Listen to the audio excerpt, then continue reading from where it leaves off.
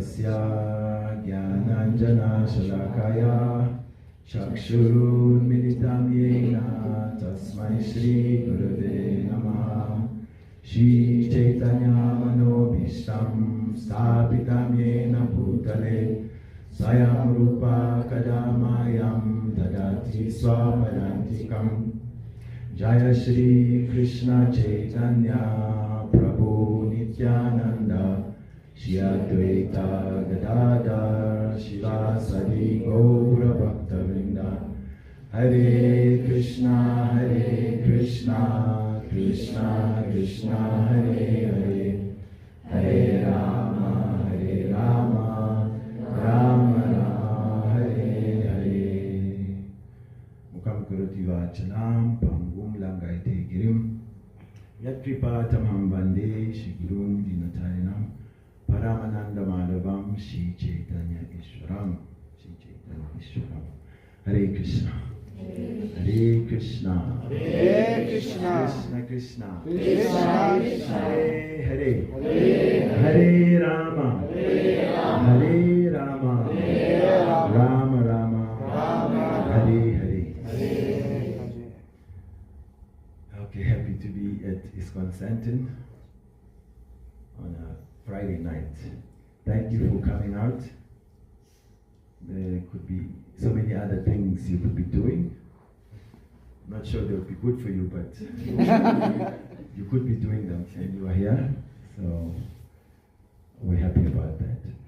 We're given a topic. Let's see who knows the topic. I'd like to check. Do you know what the topic is?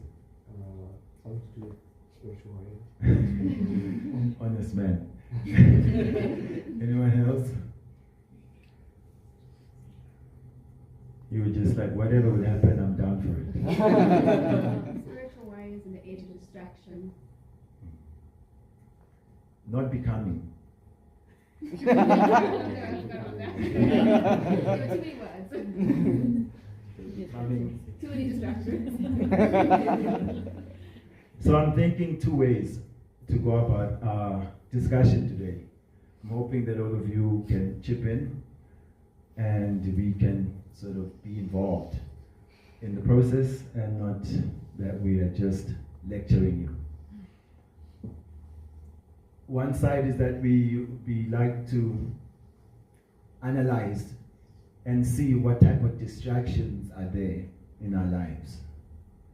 And for that, we want to give you a chance to, you can open your notes on your phone or wherever. You're able to sort of write down something and be able to write your own story as we share some questions for you to consider. And then also, we'll discuss, because in the topic, there's becoming spiritual warrior. Now, a warrior is no child's play. It's not like a small thing. Even if you consider conventional warriorship. We think of Arjuna at the battlefield of Kurukshetra. He is known as a Maharati. Of course, these warriors that on their own, they could face a whole army. Others, they could face like 10,000 men, some 1,000, some 100, some not even one man, so they didn't come out. You may try to consider which one you are. We are happy we don't get to fight any wars. So, on the spiritual platform, becoming a warrior also takes some doing. So I just want us to first note that we may not be the spiritual warriors that we think we are. Because there is this side of us that likes to overestimate our ability. When they talk about spiritual warriors, they're talking about me, You may think like that. But the mood is that from a humble space, we want to approach becoming spiritual warriors. So which one do you want us to enter the discussion with? We first discuss what a warrior is, and then we do reflections, or we start by letting you reflect on a few things. Exercise your democratic rights. I think first discuss. That would be nice to get some insight from you, Maharaj. Okay. I had some notes for all of our discussion.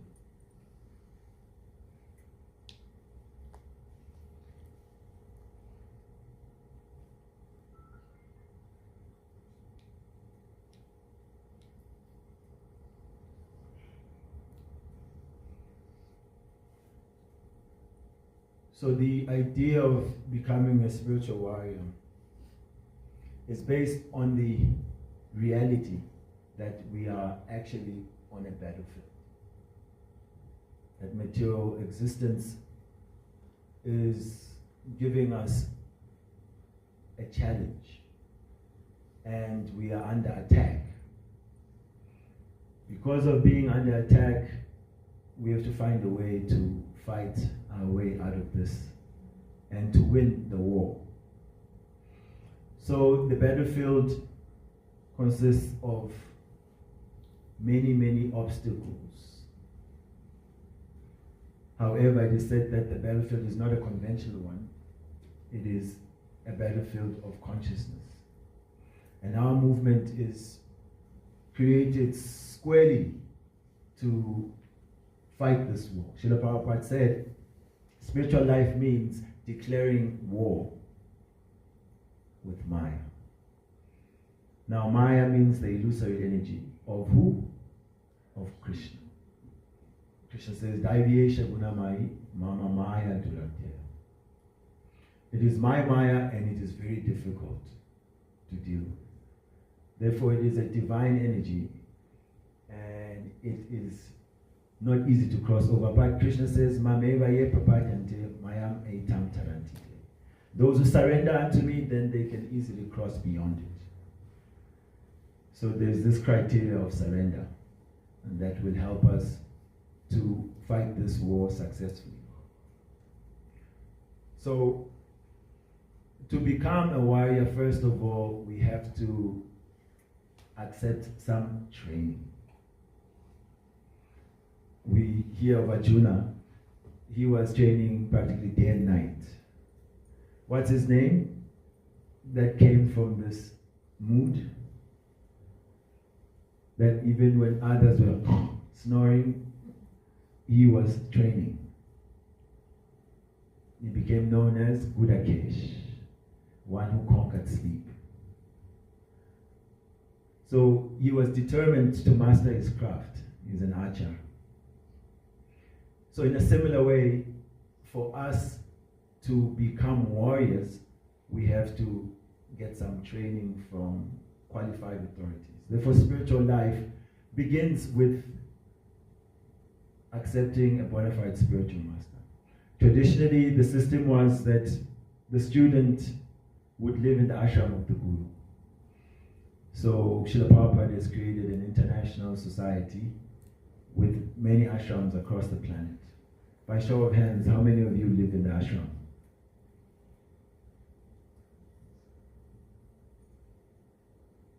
I see a hand right at the back, is it? Oh, Balakrishna Prabhu. Hare Krishna. So there's the ashram in terms of the temple, and then Srila Prabhupada has extended the idea of ashram because the culture says there's also grihastha ashram. That if you're a householder, if you're living at home, if your home has to become an ashram.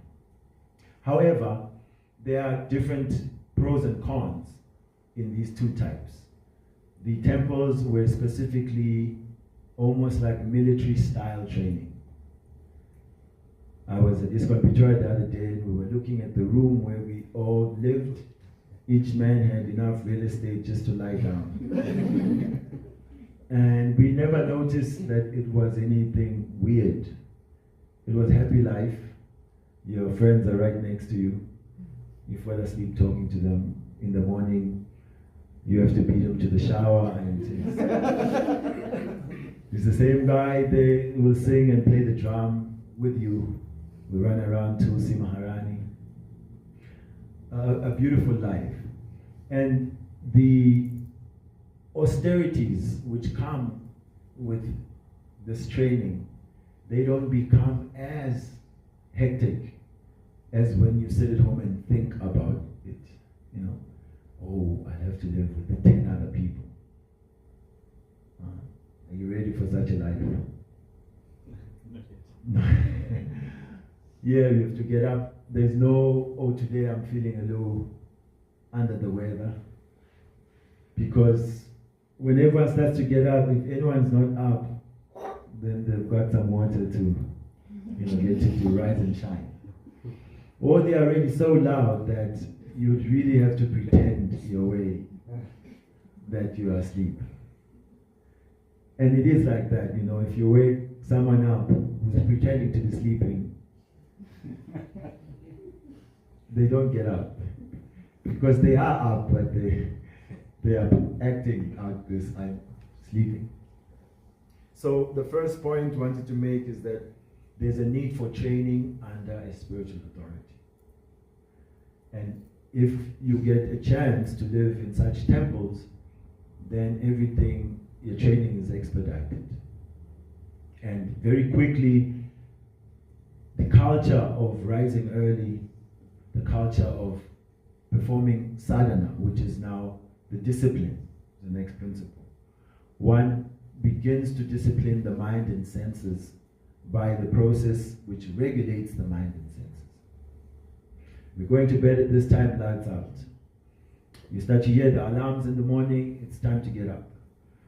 There's a concert at 4:30, there's a program. And in this way, just as material existence is programming us, conditioning us to sleep whenever we want, get up whenever we want, or when you have a job, again, there's a boss now. So you have to get up on time. There are rules and regulations, there's a contract. So training under an authority, becoming a disciple. Disciple means one who receives discipline under a teacher. So if we analyze our lives, because most of the time we are living with mommy and daddy, or with my beloved other, we always have something to say when they are trying to correct us and discipline us. That means that we still have our own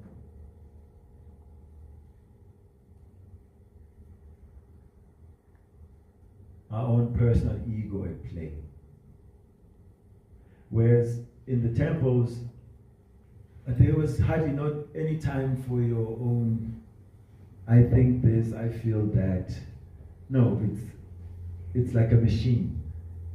And so it builds your strength very quickly. So once one is surrendering, becoming a disciple, then they get to understand the mission. Like any soldier is training, what is the mission? And one becomes loyal to the cause by going out there.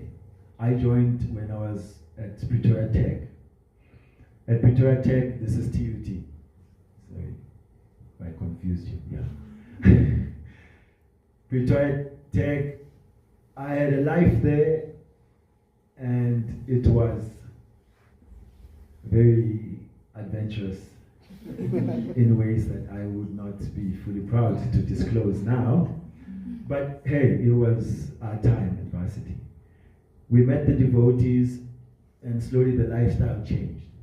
But what happened was that joining at ISKCON Pretoria, we were going back into the same city to chant the holy name, to distribute books. So we were meeting people from campus, and they were like, hey, so are you now like selling books for a living? Wow, bro, we thought you guys were revolutionaries. We had our own movement on campus. And wherever we were moving was like hot, you know. We thought ourselves cool. Others may have thought that also. But now, oh, you are Hare Krishna. Now you're singing songs in the city. So Krishna very quickly helped me to identify with this new life. There was no hiding. Now many of us may be connected to this Hare Krishna movement, but it's on stealth mode.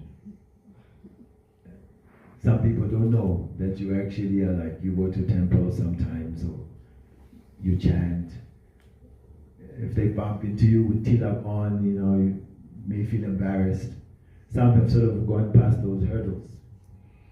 So, the discipleship, the training under the authority sort of speeds up one's commitment to the process. Then one becomes clear, okay, this is our mission, and you get to see that I am on this side and the world still needs to know about what you are about. And it goes on that then you become more and more ready to sacrifice. You're sacrificing your time, your energy, your youth. And then youth, you know, is such a, youth is wasted on the young. What do you mean? We're just young, naturally so. What do you mean it's wasted? Because when we're young, we tend to think there's more time. In the future, I'll do this. And sooner or later, you realize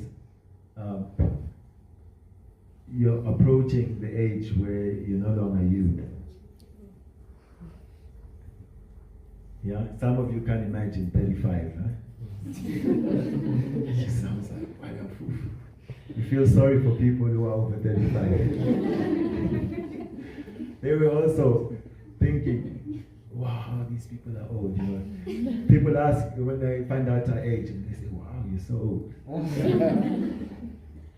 So old age is almost as good as disease to the young.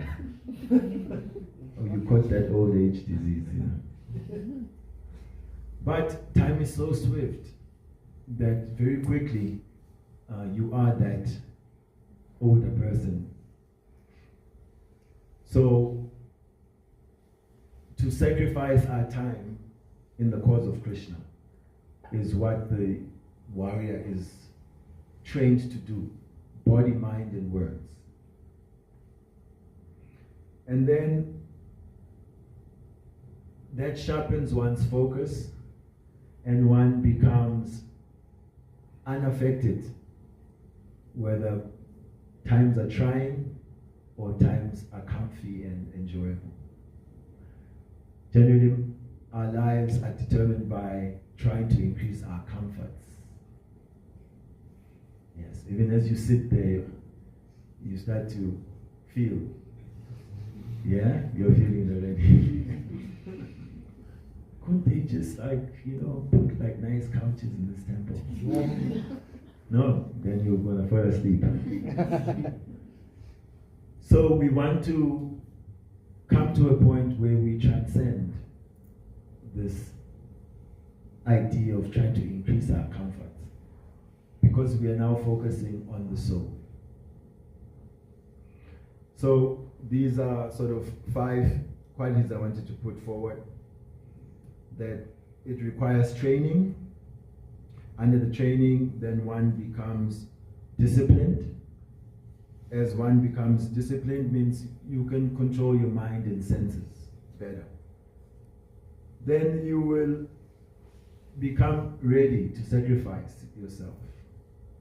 And you become more and more acquainted with the mission, and you can dedicate your life to the cause of spiritual growth, and not just your personal growth, but also to share it with everyone else. Ultimately, the spiritual warrior is one who's fearless. Srila Prabhupada's name is Abhay Chana Vinda. Was it? initiated by China. And later on, given the title of Prabhupada, which means that master at whose feet other masters take shelter. Why at his feet? Because those feet are without fear. Because he is also taking shelter of the Supreme Lord, who is feared by fear personified. So in this world, we are very fearful, especially about our curated identity. We want to present ourselves in a particular way to the world. And anything that sort of disturbs this idea of who we think we are is not really welcomed. And Krishna consciousness is a serious disruptor of our material matrix of who we are. Yes, as a young boy, I never calculated that this would be my life, my fashion, my hairstyle, my diet. But the impact of Krishna consciousness is such that Krishna's lifestyle, Krishna's fashion, Krishna's cuisine becomes the devotee's taste. Our life becomes molded around Krishna's lifestyle because we want to know him, love him, serve him, please him.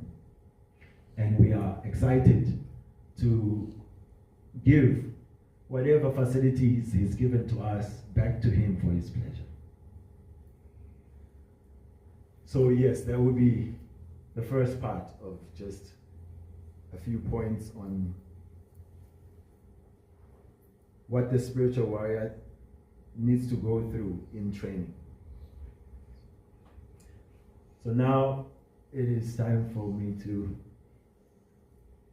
present some questions to you to be able to diagnose yourselves.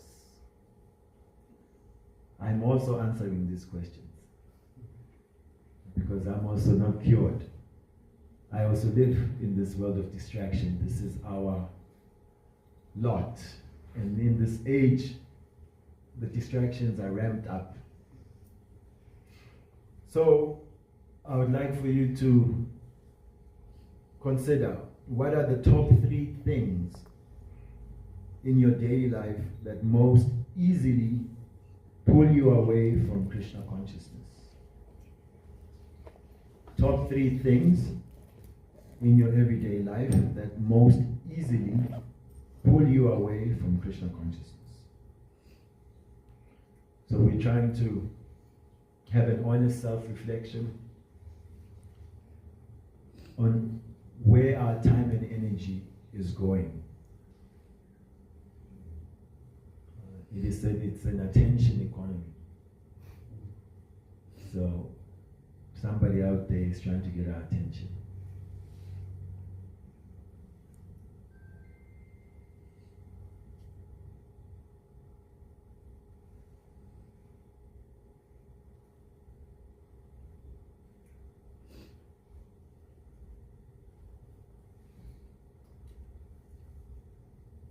If you already have those 3, then consider.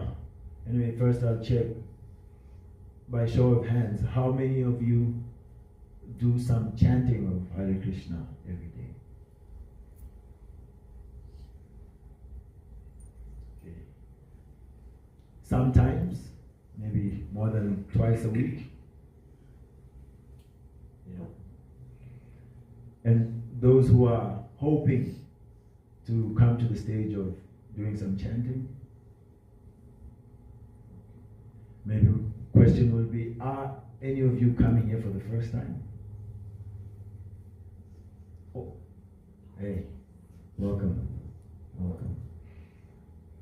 All right, so we did some chanting, so that crash course already took place. That same mantra that we sang, that same song, there's also a side to it where on one's personal beat, one does the chanting every day. So as a group, we sang, and then personally one can do some chanting. So then the question is, when you're chanting, or attending a kirtan or a class, what types of thoughts or interactions most commonly intrude?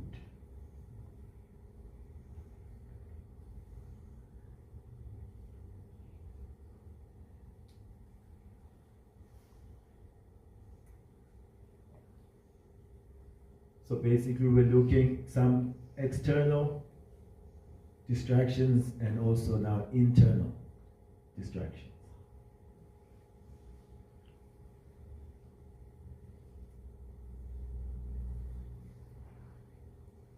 In this list we want to keep it ready, that we look at it every day and see how we can turn the tide.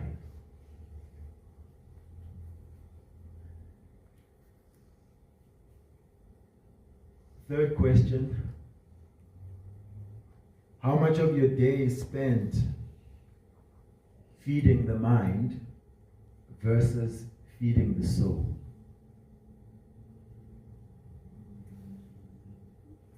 So feeding the mind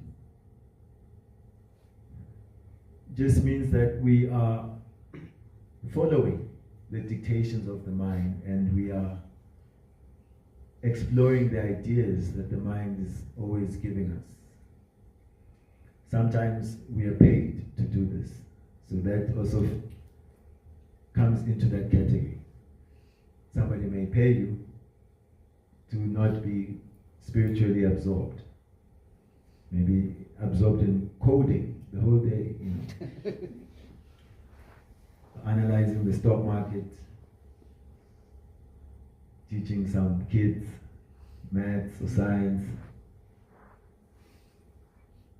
Yeah, maybe let's say some of you are, I'm still stuck somewhere in time. And I look out, I still see some young people, but most of you are also in the workplace. I just discovered, Tosi, you're an educator. Yeah, that was like, okay, wow.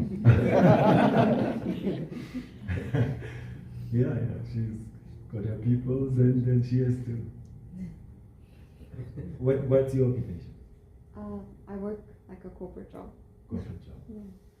So corporate job means they want your mind, basically. Yeah. Anyone else? Who's working a job? Yes, you have a problem. Yeah, I'm working that corporate job. Corporate. Trying to be lazy intelligent. And you're in a situation where you can, what's it called? Delegate. Yeah, that's helpful. And you just make sure that everyone feels good about what they've done. And then they'll probably be happy to do your bidding. Yeah. So yes, the mind, we have to do these other things, and it may not be so easy to follow what Krishna says. In the Gita, Krishna says, "Tasmat saveshu kalesu manmana man anusmara yudyacha." That although your mind is engaged here in this fighting, Arjuna, you should also think of me.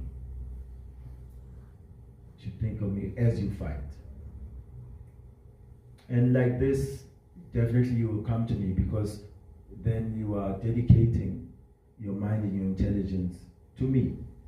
And whatever work you're doing, however you're absorbed, this becomes an offering. So we also want to look at our consumption habits, especially around entertainment, social media, gossip. Yeah, sometimes people have these contract phones,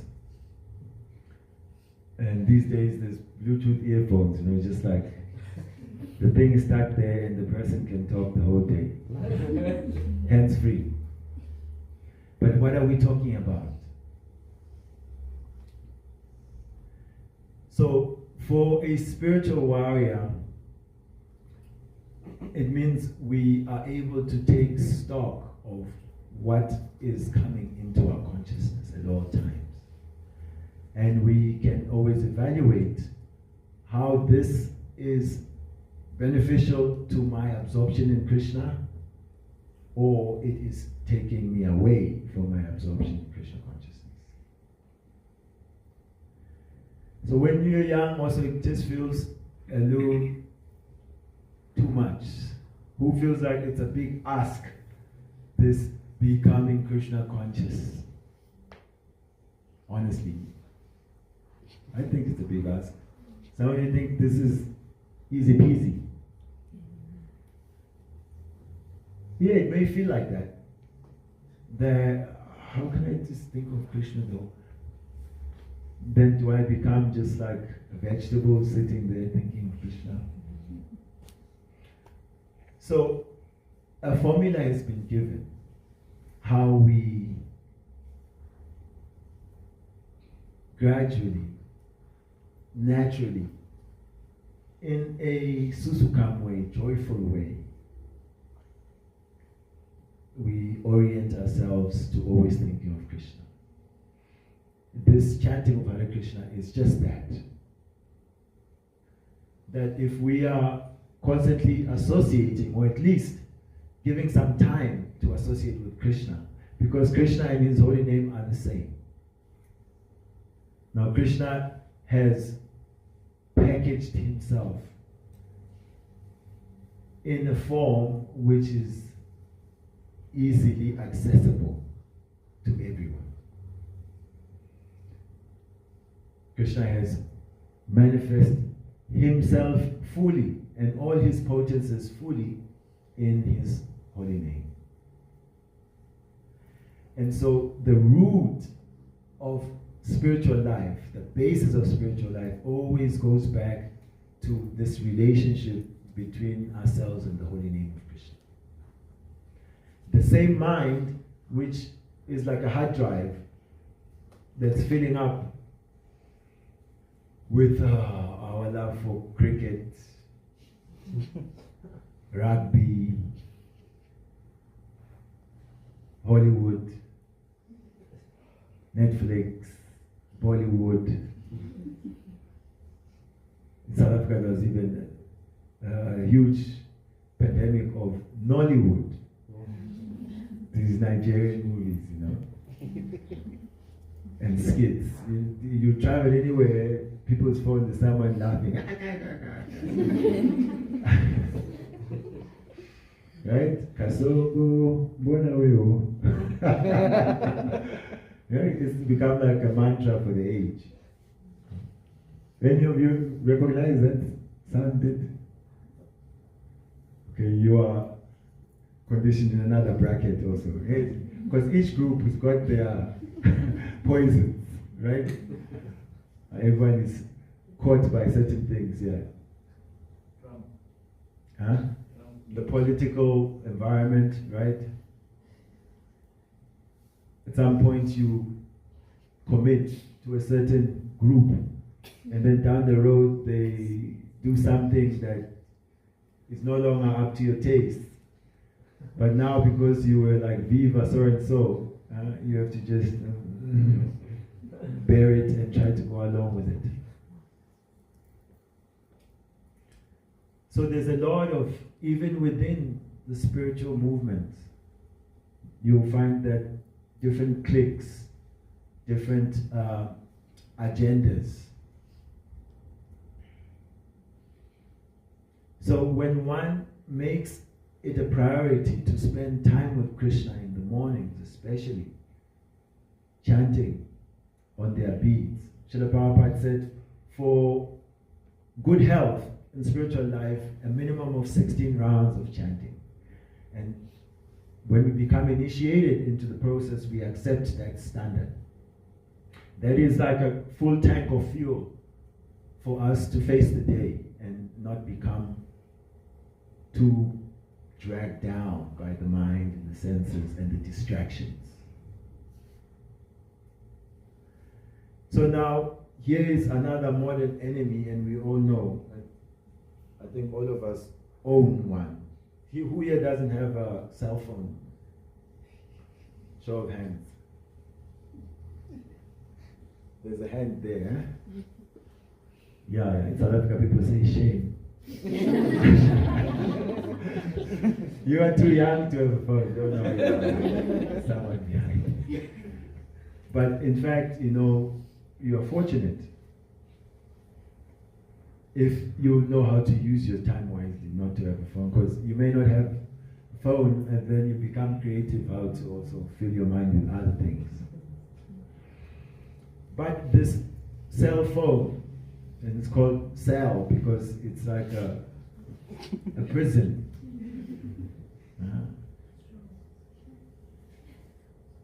In the mornings, who here, the first thing they reach out for is the phone. We'll give you an out and say maybe you had an alarm on. Sometimes we don't even honor that. We're just trying to stop it. Shut up. But generally, we pick up the phone to see our notifications. That color red. You can see how many notifications are there. And what does the mind say? Sometimes you have your alarm to get up early to chant or to read. Then what does the mind say? Let me just first deal with these messages, right? And then you're dealing with the messages until it's time to chuck some food in and get in the car and go. Or you're fortunate, maybe you started to do your morning meditation, but then somehow or the other the phone is within reach, right? And we start hearing even notifications that don't exist. How many times do you think you heard some message come in? It's just ringing in your head.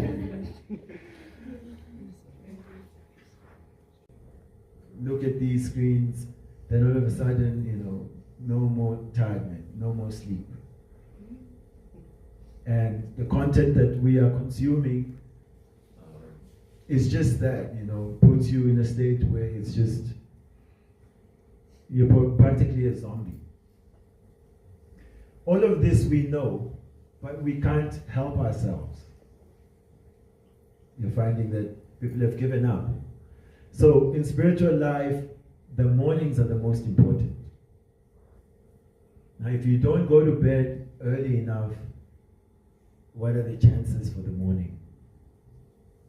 In the morning you have good enough justification. Your mind says, dude, you're tired, man. You need to be awake at work or at school. And so, just get the rest now.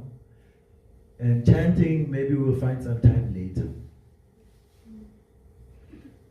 So, to be a spiritual warrior, we have to understand who Krishna is. If we don't consider Krishna to be important, if you heard that whatever minister in that field of activity that you are in was coming to visit you, how much preparations do we make to receive that person? To make sure everything looks good, tidy, clean. We in our best clothes, we get the best chair, everything. And that's just, a regular old bloke. Now Krishna is the supreme Lord of all that exists. He is our dearmost friend, maintaining us, traveling with us from life to life. He gives us knowledge, gives us the sun, the moon, and the stars. And sometimes we promise to give to others. I'll give you the sun. Krishna has given us everything. but we don't really, as they say, rate him. Krishna, this chanting, when I get time, I don't have time, I'm tired. We're not planning to spend time with Krishna. So when we don't understand who Krishna is, we will never be interested in him enough to try and spend time with him. So because that doesn't just come out of the air, that is why we have this society. Srila Prabhupada said he created this ISKCON to give association. So this association, we have to look for association of serious practitioners. Like-minded in terms of focused, dedicated, warrior types of devotees.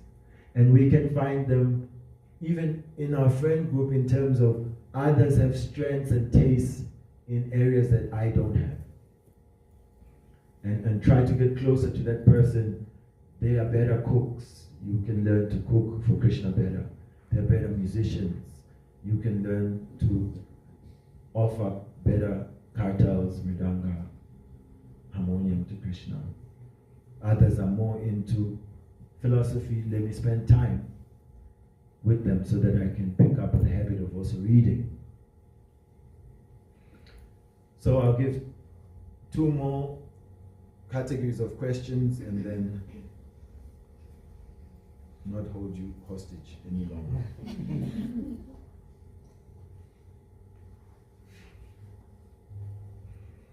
So we want to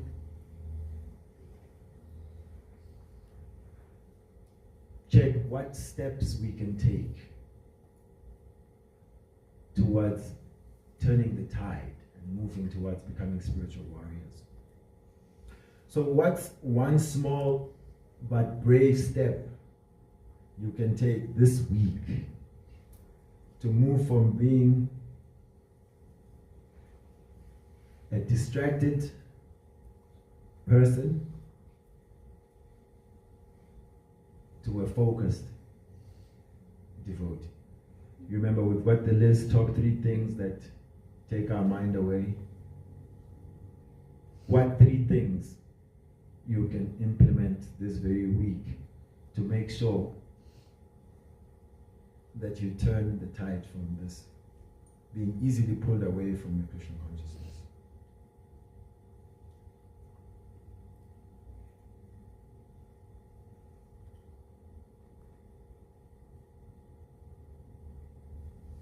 And as you think of that, I will also just suggest some radical, you may find it radical, but if you do it, your life will change. And we'll break it down into 2 groups. There's those who are initiated. First, I'll speak to them.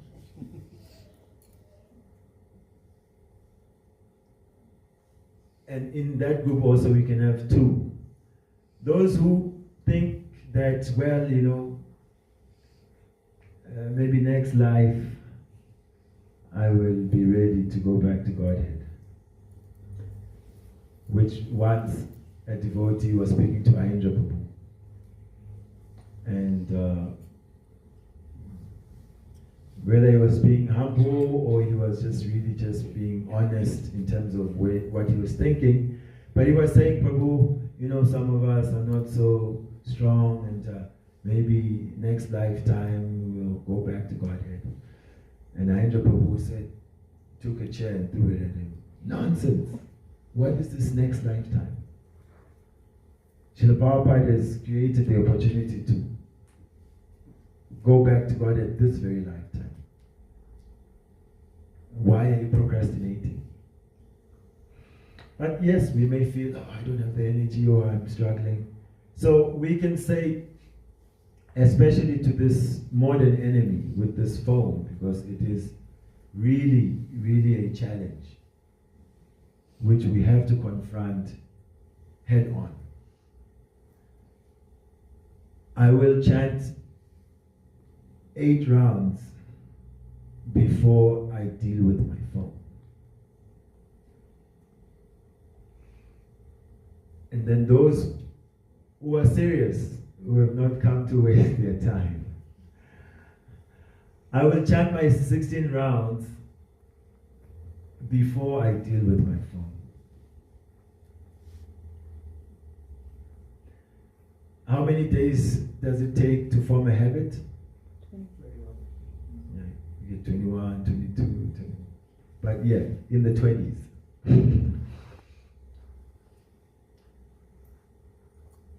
You see, when they call it going cold turkey.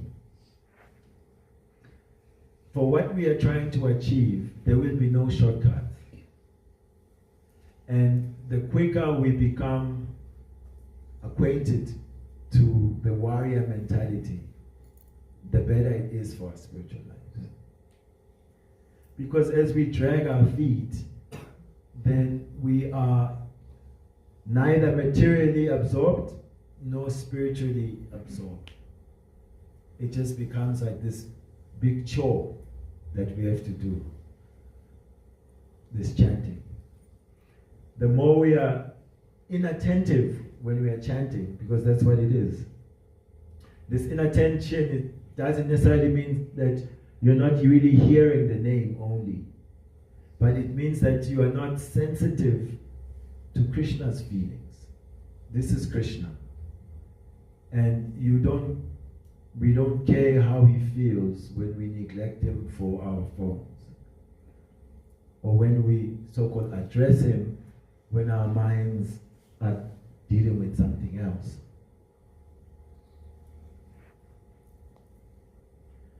And this is really the crux of the matter. Until we're able to chant Krishna's name with some attention, that this is Krishna, that I'm spending time with Krishna, then the seed of bhakti, although it may grow, that chanting also waters the weeds around that creeper. So such inattentive chanting nourishes the weeds that are there in the heart. And therefore we are feeling it's too much, I can't do it. Or people feel, no, I'm just being honest, I don't want to pretend. But if you can eat 2 meals a day, you definitely can chant 16 rounds. That's why sometimes we think we need to have Hare Krishna prisons. Where we can just have the devotees, very loving prison, There's lots of Srila Prabhupada's classes playing loud on speakers. There's prasadam always, there's kirtan going on. And there's devotees who are called heavy devotees, making sure that our rounds are being chanted.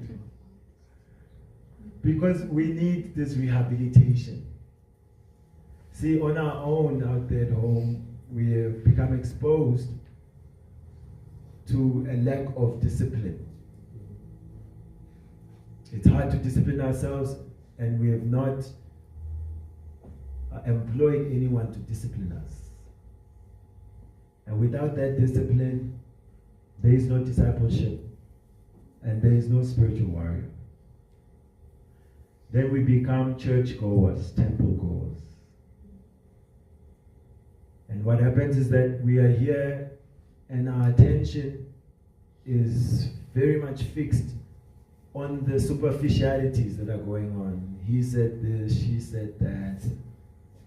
Did you see how she was dressed? Oh my God, the way he dances. And it becomes a social club. Of course, we're social beings, and so that also sort of feels a need, and you may roll along socially. But that is considered, you're on the surface of the ocean of bhakti. And on the surface, you're catching sardine. Yuck. But if you go deep into the ocean, then there are the pearls and oysters and jewels in the ocean of bhakti. So what do you think? Some of these weekend Hare Krishna prison, you bring yourself, we're not going to come grab you into the house. It's voluntary. Yeah? We'll give it a good name though, prison won't sell very well. Yeah, some weekend boost or something. We already have these temples, and I think that idea of whether it's weekend retreats, where Saturday, Sunday, we are sleeping close to the temple or in the temples, and we're waking up and following the program that Srila Prabhupada designed for us. And then we can tense up some muscles. The world is waiting for us to come out there and share this bhakti.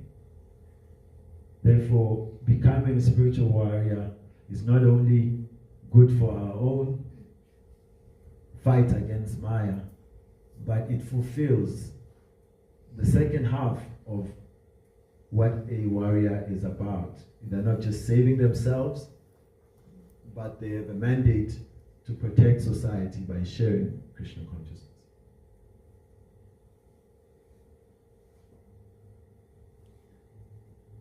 All right, any complaints? Just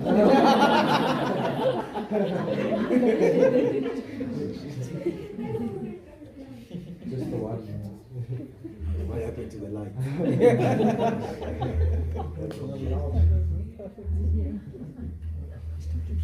And even on that point of japa, which will be really the concluding point, is that if you don't have a regimented program for japa, then you are kidding yourself about becoming a spiritual warrior. Because you can try to cook with smoke, but good luck. If you need to cook quickly, then you need a good gas burner with good enough gas to really do something. And Krishna consciousness or spiritual life really rests on coming to Krishna with the wild mind and senses and presenting ourselves to the Lord daily until we cross over the feeling of just a duty, but it becomes a pleasure to meet with the Lord. So I want to just find out from all of you, are any of you in any japa group? Anyone who is in a japa group? No one. Huh? Any of you are aware of any japa groups? Okay, except those who are married, and by show of hands, who is sort of in their own room, alone, or wherever, when it's time to do japa? That it's on you, it's just your program. Okay. So you are all sort of like in the danger zone. Because you are your own gurus. And that program doesn't have a very high success rate. So a suggestion would be there is that since COVID exposed us to Zoom, now we can zoom in to Krishna. You can start one for this youth group. Since COVID, we've had Japa Sangha. We have one starts at 5 till 7:30. and devotees are invited to come. They need 10 minutes to chant there, half an hour, or they want to be there for 2.5 hours. They're more than welcome. And then what it does, it creates some accountability. It's positive peer pressure also. Then your friends also can, hey, I haven't seen you in 4 days there. So we're waiting to see your name flash there and maybe see the green light around your name. Okay, some chanting is going one day. So if you may start that will be good for the youth group. And then when people are becoming distractions, because we also become distractions for each other, then we can lovingly call each other out. Or you can understand who you're sitting next to. I never see this one at Japa. Yeah? Therefore, their influence in my life won't be so positive, spiritually.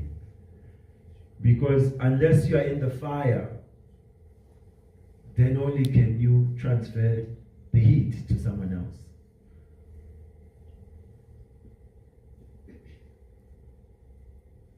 You think it's a good idea? Japa group? Yeah, but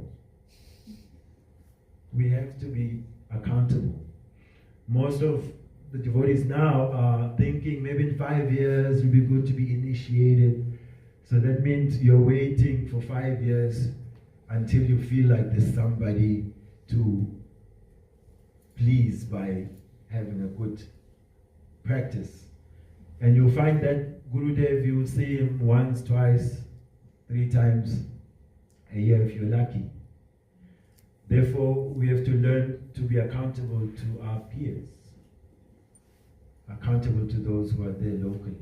And this Zoom is very good for that. Even us, we cannot hide now. Across the world, people want classes. And previously, you only could do your class in your locale. Now, it's like they're working it out with you, the time zone, when is it best for you, when we can. So that keeps us connected to devotees across the world and keeps us engaged. So in this way, I'd really highly recommend. And if you like the link where we are chanting, also we can provide you that. So there are my parting words, that becoming a spiritual warrior, you can check by what is your commitment to chanting the holy name daily. And as that becomes steady, then you can understand that you are becoming empowered spiritually. Otherwise, without that, we are always vulnerable to Maya's attack.